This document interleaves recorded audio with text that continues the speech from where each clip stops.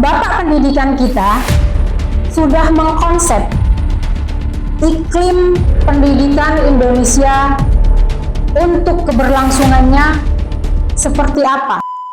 Raden Mas Wardi Suryaningrat hidupnya didedikasikan pada pendidikan. Beliau merupakan cicit dari Nyi Ageng Serang.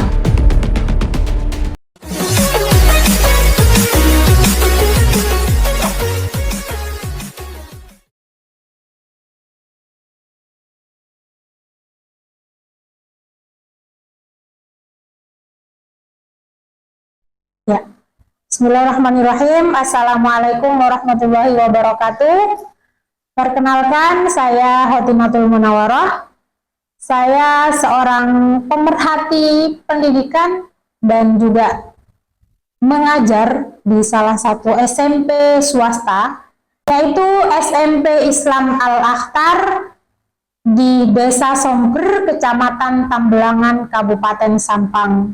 Kita perlu membahas pendidikan lebih luas, di mana kita butuh untuk menguak, mempelajari sejarah pendidikan kita itu sebenarnya bagaimana, sehingga sampai saat ini kita tidak harus terombang-ambing tentang harus bagaimana pendidikan kita.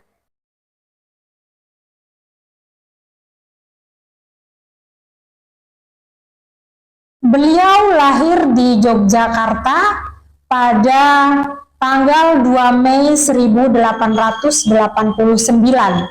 di mana kita ketahui bahwa pada tanggal 2 Mei adalah Hari Pendidikan Nasional. Dan beliau juga menjalani pendidikan formal. Yang pertama yaitu di sekolah Belanda kelas 3. Kemudian sekolah guru yang ada di Yogyakarta, dan selanjutnya Stovia yang merupakan sekolah kedokteran yang ada di Jakarta. Akan tetapi karena beberapa hal beliau belum bisa menyelesaikan pendidikannya di Stovia.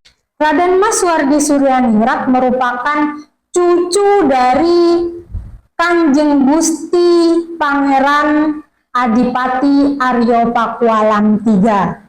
Dan beliau merupakan putra dari Gusti Pangeran Harya Suryaningrat dan Raden Ayu Sandiah. Raden Ayu Sandiah memiliki garis keturunan atau beliau merupakan cicit dari Nyi Ageng Serang. Dan kita tahu bahwa Nyi Ageng Serang masih keturunan dari Raden Sahid yang memiliki julukan Sunan Kalijogo.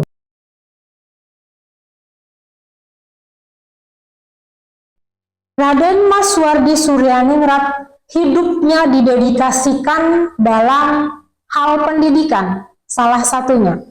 Hingga awal tahun 1950-an masih tetap konsep pemikiran pendidikan yang berlandaskan atas jiwa perjuangan, semangat perjuangan masih tetap ada. Sekolah yang kita kenal pada awal tahun 1950-an adalah Sekolah Rakyat Pancasila, di mana di Sekolah Rakyat Pancasila masih ada nilai-nilai kemerdekaan yang menyenangkan, budi pekerti, dan lain sebagainya. Dari tulisan tersebut, beliau kemudian diasingkan ke Pulau Bangka.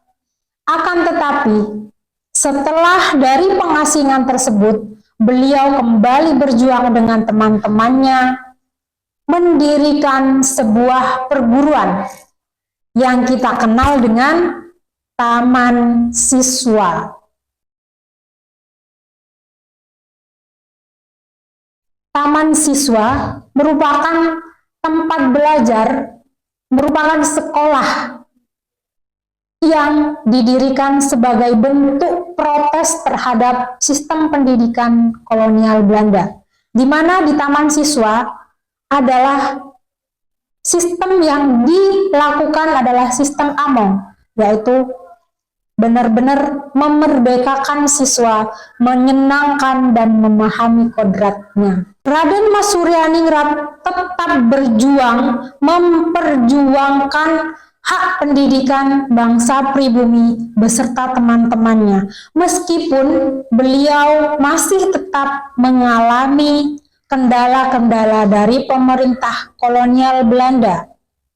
Salah satu tindakan dari pemerintah kolonial Belanda kita kenal dengan istilah ordonasi sekolah liar.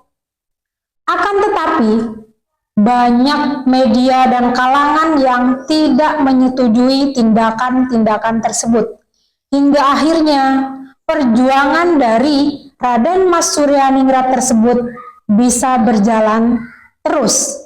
Dan beliau mendapat gelar Ki Hajar Dewantara. Ki Hajar Dewantara merupakan Menteri Pendidikan pertama. Bapak pendidikan kita sudah mengkonsep iklim pendidikan Indonesia untuk keberlangsungannya seperti apa, yang kemudian bangsa kita menganggap beliau, memberikan gelar kepada beliau sebagai pahlawan nasional pendidikan dan Bapak Pendidikan Nasional.